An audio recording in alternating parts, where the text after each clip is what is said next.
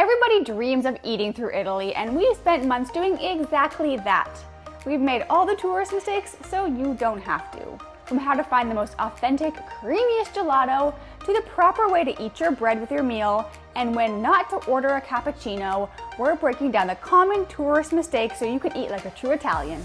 Let's start with the most common mistake that almost every tourist makes within 24 hours of landing in Italy, and we're guilty of it too. And that is falling for fake gelato. When you're in Italy, you will see so many gelato places with gelato piled high in the containers. It's super colorful, it's bright, it's got sprinkles, maybe it has random little animals on it, it's named crazy names, and it looks really eye-catching and Instagram friendly, but this is not authentic, really good gelato. What you have to know about gelato is that if it's piled up really high, it has a lot of artificial ingredients and stabilizers added to it to do it. Stuff you don't want in your body, and that makes it not creamy and not as flavorful. So the most authentic gelato that you want to find is ideally covered. You can't see it. It has a metal lid, and this keeps it really creamy and soft and fresh. But if it doesn't have a lid, it's still okay if it's just flat in the container. It's not eye-popping, it's not Instagram looking, it's just flat. So you want to look for flat or covered with a metal lid. And another bonus point, look at the color. It should not be the color of our American Skittles. It should be natural, like natural greens, reds, yellows, because that means they use the real ingredients. So if you're looking at pistachio gelato and it's the color of an alien highlighter, you should walk away. Mistake number 2 is ordering pizza the wrong way. So a lot of tourists will order a slice of pizza at a restaurant, and that is not the way to do it. The only place you can get a slice of pizza is when you go to a small kind of quick stop place and get pizza al taglio. In a restaurant, you can't order sliced pizza. You're going to get a full pizza, and it's going to not come sliced, just a big round, and it's up to you to slice it. That is just the Italian way. Another pizza mistake is wanting to get pizza for lunch. So typically, in Italian culture, pizza is actually for dinner. So if you're going to a pizza place that's not just, a quick grab and go, like a pizza restaurant, and it's open for lunch, there is a good chance it could be a tourist restaurant. Not always the case, but there is a good chance of that. So try to find pizza places that open at 7 or 8 p.m. So that's probably gonna be a more authentic place. And finally, a lot of times people will order pizza to share in the States, but that's actually a faux pas in Italy. In Italy, everybody orders their own pizza and everybody finishes their own pizza. And really, are we mad about this? Do we need an excuse to eat our own pizza? We think not. Mistake number 3 is not eating regionally, and this is something that changed the game for us. It's so important. When we first went to Italy, we were like, yeah, the food's good, but we weren't blown away by it, and we kind of wondered, what's the Italian food hype? And then we realized we weren't eating regionally, so we changed that. So what I mean is most tourists go to Italy and they eat the generic Italian foods, the carbonara, the gelato, and the pizza, and these are good, but they're not specialties of every region in Italy. A lot of those are more from Rome and that region. But what you have to know is Italy has so many different regions, and they all have a different culinary identity, and they all have their own hyper-local traditional foods. So you want to spend some time researching or watching some of our videos, since we're always on the hunt for those foods, what those foods are. When you do this, you will go in and you'll have a more authentic experience, and you'll get better food because you're focusing on what is unique and local to the region, so it's more fresh.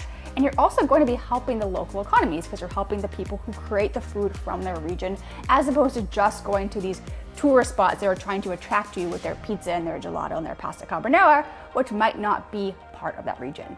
Mistake number 4 is ordering a cappuccino after breakfast. So culturally, milk-based drinks are seen as heavy on the stomach, so Italians don't want to have this heavier drink after lunch or dinner when they've had some pasta or something bigger than just their little cornetto or something that they've had for breakfast. So it's not like it's a rule, but you are going to get some eyes if you order a cappuccino for lunch or later, because it's a bit of a cultural faux pas. If you need a little pick-me-up, just get an espresso, which is un caffè, and if you need a little bit of milk, just get a macchiato, which is literally just coffee stained with milk.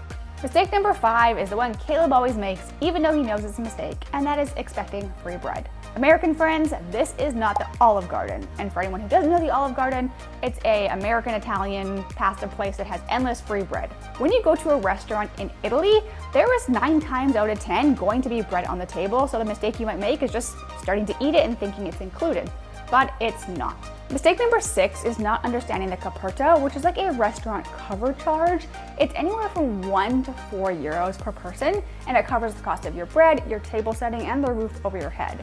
You may not see it on the menu when you're ordering, so when you get the bill, you might be like, oh, did I get double charged for something? Is this a tip? And it's not. It's just simply part of Italian culture and something you're always going to be paying for. So you need to leave a tip, aside from that and not assume that that covers it, and don't feel any kind of alarm or like you're getting scammed. It's just part of eating in Italy. Mistake number 7 is tipping like you're in the US. So in Italy, servers are salaried, so they're paid a fair wage. So a lot of times if you pay by credit card, there won't even be a tip option on the little credit card machine, or if you get the receipt, there might not even be a line item for a tip. That doesn't mean you shouldn't tip though, but you don't need to be leaving our 15, 20, 25% that has become in the States. Just 10, 12% is enough. So try to carry around some change in order to be able to do this, because a lot of times, like I said, you can't with a credit card or on the receipt. If you're at a quick stop place like a grab and go or a coffee shop, just leaving a couple coins or rounding up to your nearest dollar is enough. Mistake number 8, another bread mistake that Caleb keeps making because he's a bread monster, even though he knows, is eating the bread before the meal. So Italians don't eat their bread before the meal. It's designed to be eaten with your meal or after your meal to mop up the sauce. And in some regions of Italy, like Florence, the bread is actually intentionally kind of bland because they don't want it to compete with the flavors of the sauce. So what you should do instead is to participate in a very Italian tradition, I guess, of fare la scarpetta, which means to make the little shoe. And that's when you get the piece of bread, you have a little bit of sauce left on your plate, and you squish it together and just push it through the sauce and back into your mouth. It's a very polite way to clean up after yourself, and it's also very delicious. Mistake number 9 is expecting restaurants to be open all day like they are here in the US. That is not the case in Italy. And if you're going somewhere that's open all day, there is a good chance that it is a tourist restaurant. Not always the case, but that is kind of a good tip-off. So in Italy, traditionally, restaurants are open 2 phases in the day, lunch and dinner. Lunch is normally 12 or 12:30 to 3 or 3:30, then they close. And dinner is 7, 7:30, 8 until late in the evening. Those are the traditional Italian meal times. So when you're planning your itinerary, keep those things in mind to plan your meals, because nothing is worse than exploring all day thinking you're gonna have this lovely little Italian late lunch at 3 o'clock and getting there and everything's closed. Mistake number 10 is not making reservations. We made this mistake the first time we went to Italy thinking, oh, it's the off season, we'll be able to get in no problem. And we were pretty much not able to get in anywhere that we wanted to go. This is especially true if a restaurant has outdoor seating or al fresco, because everybody wants to go there. So what you need to do in advance is make reservations. It doesn't have to be months in advance, even just a couple days. And don't worry about calling and dealing with a language barrier. Most restaurants now have WhatsApp. So you can get the free app, get their phone number, and just text them. And then if there's any language barrier, it translates for them. This is the easiest way to make a reservation and make sure that you're eating where you actually want to go. Now, mistake number 11 is something I still do, even though I know it's a mistake, because I'm literally the worst pasta twirler in the world, and that is cutting your pasta like a steak. I still do this because it's easier to eat. I know, shame on me. In some Italian restaurants, this is seen as unnecessary, or it could even be seen as disrespectful to the dish and the restaurant, which is the last thing that you want to do. So before you go, practice your twirling skills. No one's expecting you to be perfect. And mistake number 12 is misunderstanding the menu format, which we definitely did. When you first get to Italy, the menu can be very overwhelming with antipasti, primi, secondi, contorni. What are all these things? I don't know how it works. So how it works is the menu is broken down into different parts of your meal. Antipasti, starter, primi, first course, secondi, second course, dolce, sweets, and contorni is your side dishes. So you could order something from every single course if you wanted to. That's what we thought we had to do when we first went to Italy. So all of our dinners were so big. We were so full after all of them. But the truth is, you don't have to do that. You can order what you want. If you want a couple antipastis and that's it, sure. If you want just a primi and a secondi, sure. If you want a different combination, that is totally fine. It's always a good little pro tip to ask the server, what do people eat? What do the locals eat? And that will help guide you. But don't feel like there's pressure to order something from everything.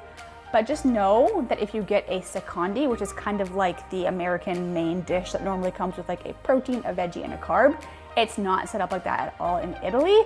It's normally not gonna come with any kind of side dish. So if you get a secondie, say for example a steak or a fish, and you want a side dish with it, you need to order a contorni for the side. And know that if you order multiple courses, it's not all gonna come on one plate. Everything is gonna come on different plates. So just make sure your table size accommodates your ordering size. So now that you know how to eat like a local in Italy, it's time to put it in practice by watching one of our foodie road trip videos through one of our favorite regions in Italy, so you can see what authentic Italian food looks like and how to avoid the tourist traps right here.